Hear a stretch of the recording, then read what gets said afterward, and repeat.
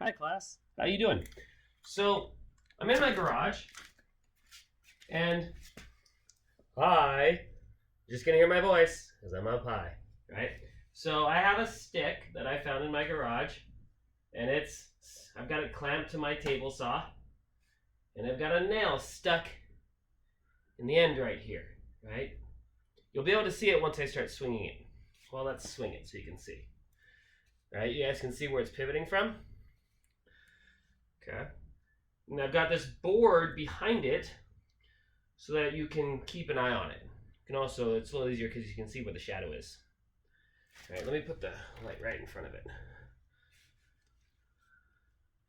Okay.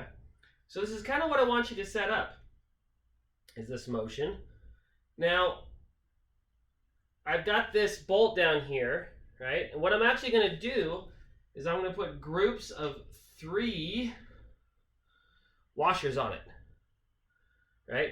So what I'm doing right here, this is kind of like my 0 for mass, and then my first data point, that's my 0 point, and then my first point after that will be 3, and then 3 more and 3 more, and you can see that I can thread them onto my bolt. Now something I need to be careful of is that I try to keep them centered on the bolt, okay?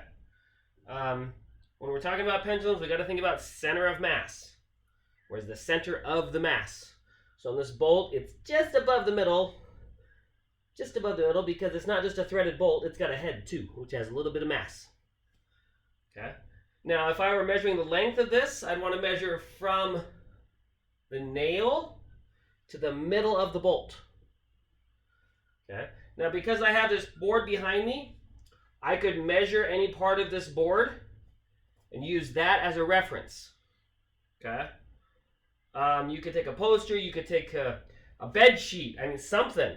Okay, you'll notice that I have it close to the pendulum. If you have it too far behind the pendulum, then parallax causes it to not be the correct dimension in the picture. The way tracker works is that you need it close by. Wherever the frame of, whatever you're measuring, it needs to be close to that measurement. Okay, so I've used some string, I've tied it on down here. I've got some tape just holding this string up here. And that's about it. Pretty straightforward. You just need to figure out some way to do something like this.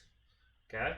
So I can change the mass, and if I wanted to, I could wrap it up here around the board and then go back around the nail. Well, it doesn't like that, but figure something out. Right? And you can see I can get a change in length pretty easily. Right, you could do the same thing with a meter stick or a ruler or whatever. The higher you can go, the better.